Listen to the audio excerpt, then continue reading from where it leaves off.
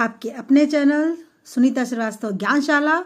और आज हम बच्चों क्लास 7th में करेंगे विंटर वेकेशन होमवर्क, जिसके अंतर्गत मैथ्स और साइंस का होमवर्क मैं आपको दूंगी, जिसे आपको अच्छे से करना है, अपनी कॉपी पे पूरा सॉल्व करना है। तो चलिए स्टार्ट करते हैं। सबसे पहले मैथ्स के लिए देख लेते हैं। क्लास 7 संख्या रेखा पर -6/10 व 4/5 को प्रदर्शित कीजिए।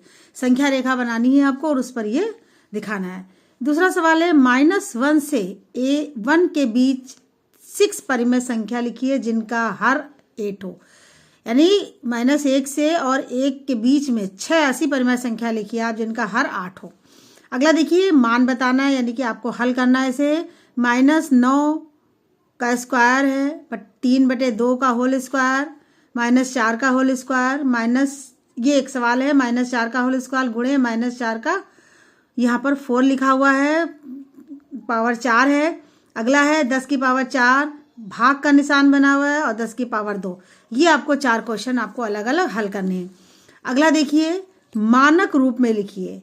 यहाँ पर आपको मानक रूप में साधारण संख्या दी हुई है जिसे आपको मानक रूप में लिखना है। पहला सवाल है 1 3 9 6 0 1 2 3 3 0, और यहाँ पर देखिए 0.000066, इनका आपको मानक रूप में लिखना है। अगला देखिए एक 8 सेंटीमीटर की रेखा को पटरी व प्रकार की सहायता से 2 बराबर भागों में विभाजित करो। जैसा कि आपको बताया किस तरीके से आप लाइन खींचेंगे और उसको 2 बराबर भागों में पटरी और प्रकार की सहायता से डिवाइड करेंगे। अगला देखिए निम्न कोण पटरी और प्रकार की सहायता से 30 डिग्री सेल्सियस और 30 अंश और 60 अंश का कोण बनाना है। यानी पटरी प्रकार की सहायता से, यहाँ पर ये निम्न गलत है, पटरी प्रकार की सहायता से 30 अंश और 60 अंश का कोण आपको बनाना है। अगला देखिए वृत्त किसे कहते हैं। आपको ऐसी एक्टिविटी भी कराई गई थी, तो बताइएगा वृत्त किसे कहते हैं। 3 सेंटीमीटर त्रिज्या का वृत्त बनाओ जिसमें त्रिज्या कौन सी है, चाप कौन सा है और जीवा कौन सा, उससे दर्शाइए, यानी कि उसका नाम लिखिए। त्रिभुज ABC एक समकोण है। AB बराबर 6 सेंटीमीटर, BC बराबर 8 सेंटीमीटर, तो भुजा AC का मान बताओ। यहाँ पे देखिए त्रिभुज ABC बना हुआ है, कोण B जो है वो समकोण है। AB रेखा 6 सेंटीमीटर की है और BC रेखा 8 सेंटीमीटर की। आपको इस रेखा का मान बताना है। अगला प्रश्न है 215 अंश का कोण बनाकर उसका नाम व परिभाषा लिखिए। 215 अंश का आप कोण बना देंगे, उसका नाम दे देंगे कि वो कौन सा कोण है, और जो भी कोण है उसकी परिभाषा लिखेंगे, आखिर वो कोण कौन सा है। अगला प्रश्न है निम्न सारणी को पूर्ण कीजिए व रिक्त स्थान भरिए। देखिए यहाँ पर भार दिए हुए हैं, जो x है, बच्चों की संख्या दी हुई है, यहाँ कुल भार आपको निकालना है, और ये आपको सिग्मा एफ और यहाँ पर सिग्मा एफ एक्स निकालना है। तो ये आपको सारणी बनानी है, भरनी है और उसे पूर्ण करना है। तो ये आपका रहा मैथ्स का होमवर्क। आइए बच्चों बात करते हैं साइंस के विंटर वेकेशन होमवर्क की। तो यहाँ पर देखिए आप सभी प्रश्नों को करेंगे। पहला है एक परिवार के 4 लोग चाय पी रहे हैं और अपने अपने मोबाइल में व्यस्त हैं। तो आपका सुझाव क्या है, ये सही है या गलत? यदि गलत है तो क्यों, ये आपको बताना है और अपने दिमाग से आप इस प्रश्न को हल करेंगे। दूसरा है विज्ञान और प्रौद्योगिकी विकास से मनुष्य को लाभ पहुंचाने वाले 5 फायदे लिखिए। विज्ञान और प्रौद्योगिकी का एक दूसरे से बहुत घनिष्ठ संबंध है, आप जानते हैं, और कौन कौन से फायदे होते हैं मनुष्य को, वो आपको बताने हैं। क्या कारण है कि बाल कटवाने पर नहीं खींचने पर हमें दर्द होता है? चौथा प्रश्न है सोर्टर्स रोग किस जीवाणु द्वारा उत्पन्न होता है? केवल नाम लिखना है आपको।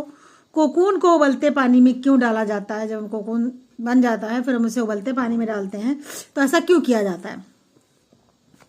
अगला प्रश्न है तत्व व यौगिक को उदाहरण से समझाइए। यहाँ पर आपको परिभाषा लिखकर आप बताइए कि ये तत्व है या ये यौगिक है, और ये तत्व या यौगिक क्यों है। निम्न तत्वों के संकेत लिखिए। Sulphur, silicon, helium, chlorine and calcium, इनकी आपको क्या लिखना है, संकेत लिखना है।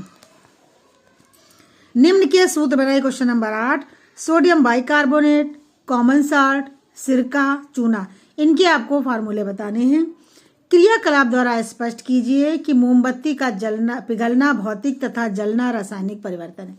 यह आप इसका प्रयोग जो है वो उसे आप लिखेंगे कॉपी पर और उसका डायग्राम भी बनाएंगे। अगला प्रश्न है क्वेश्चन नंबर 10 भौतिक तथा रासायनिक परिवर्तन किसे कहते हैं?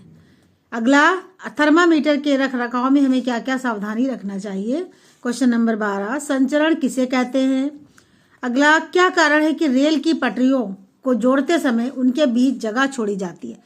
हम जगह क्यों छोड़ते हैं जब बनाई जाती है रेल की, आपका इसको कारण लिखना है बच्चों। ये प्रश्न आपके जो है आपके दिमाग से आपको सब हल करना है। बाकी आपके क्वेश्चन आपको लिखाए भी जा चुके हैं, अलग से ये क्वेश्चन थोड़ा दिमाग लगाकर आप सॉल्व करेंगे।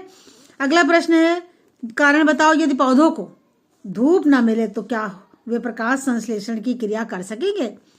हाइड्रा में पाचन क्रिया को सचित्र स्पष्ट कीजिए, आपको इसका चित्र भी बनाना है। दौड़ते समय या भारी काम करते समय, जब हम दौड़ते हैं या कोई भारी काम करते हैं तो फिर क्या होता है, सांस लेते हैं, फिर धीरे धीरे हमारा मुंह भी खुल जाता है। तो हमारा मुंह क्यों खुल जाता है ये बताना है आपको। रंध्र का कार्य क्या है। फिर ये लास्ट क्वेश्चन, 5 लाभदायक व 5 हानिकारक जंतुओं के नाम बताओ। ये तो आपको बच्चों बहुत अच्छे से आराम से 5 से ज्यादा आते होंगे। तो ये रहा आपका साइंस का होमवर्क और मैथ्स का होमवर्क क्लास 7th के लिए। बच्चों इस सारे काम को आप करने के साथ साथ अपने बुक और कॉपी में जो कराया हुआ काम है उसे भी आप पढ़ेंगे। थोड़ा समय पढ़ने को दीजिए, फिर बाकी समय एंजॉयमेंट को। तो पढ़ाई भी चलती रहेगी और मनोरंजन भी चलता रहेगा। तो बच्चों मिलते हैं अगली वीडियो में। Thank you.